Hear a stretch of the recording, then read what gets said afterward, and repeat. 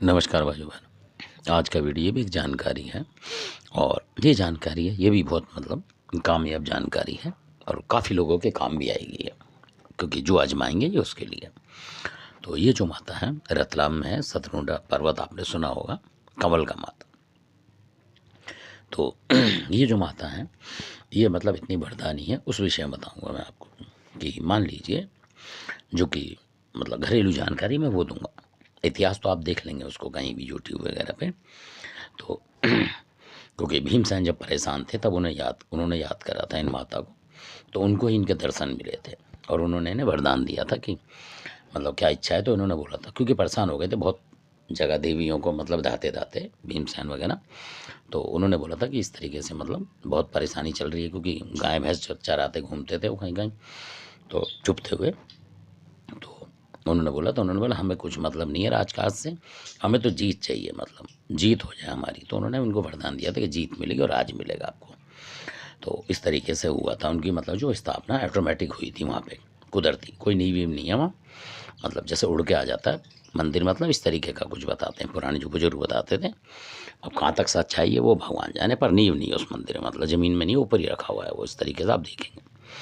और उनके मुंह पे लगाते हैं जो प्याला, और वो शराब जो है पी जाती है। और वहाँ बलि प्रथा आज भी है। तो जो जिनकी मैं बता रहा हूँ, तो ये उनकी बात है। तो जैसे बहुत सारे लोग जिनकी बता रहा हूँ उनकी बात थी कि वो कलकत्ता जा नहीं पा रहे थे पूजा पाठ करने। कलकत्ता ही काली होती है, कामाख्या देवी भी कई लोग मानते हैं। तो अब वो जा नहीं पाते दर्शनों में, क्योंकि आर्थिक स्थिति खराब होती है इस वजह से। तो उनको जो सपना मिला था उस बात को बता रहा हूँ। तो जो कमल का माता है, जो काली माई कलकत्ते वाली है, उनका आया था उनको कि अगर आप उसी एरिया में थे मध्य प्रदेश के पास, तो उनको बोला था कि आप कमल का मंदिर आ जाओ, और जो मेरी आपको बलि वगैरह देने की इच्छा होती है तो वो आप यहाँ दे सकते हो। और उनको ही बताया था तो कि जो भी जैसे काली माई है मान लो कलकत्ते की, या कोई हैदराबाद की, या कोई भी मान लो, तो अगर आप वहाँ देंगे उनकी तो वो सब मंजूर होती है, इस तरीके की बात है वहाँ कुछ। तो जो कि पुराने बुजुर्ग करते थे, तो वो जैसे कलकत्ते नहीं जा पाते तो वहाँ आप श्रद्धा भक्ति से पूजा ही कर सकते हैं। ज़रूरी नहीं तामसिक का, कभी कभार जैसे जाएं तो शराब वगैरह चढ़ाएं, वो आपकी इच्छा की बात है, मीठा भी कर सकते हैं उनका।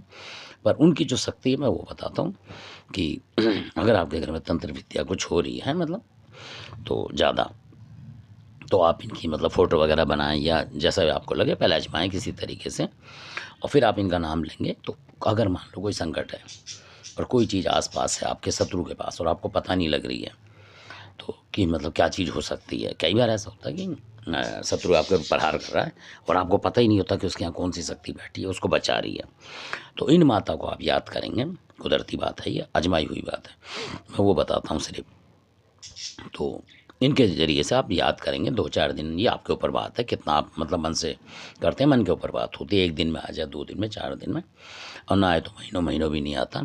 ये मन की बात है। जैसे आप दुखी या परेशान हैं शत्रु से, तो आप याद करेंगे तो आपको जो भी माता होगी ये दिखा देंगे कि ये इस शक्ति से रोक रहा है। मान लो चाहे वो चुराए की शक्ति हो, या कोई हो, उसको दिखा देगी बाकायदा। पहचानना आपके हाथ में होता है, वो बताएगी नहीं, ऐसा नहीं कि बोल के बताएंगे, ऐसा नहीं, वो आपके सामने से निकलती हुई जाएगी।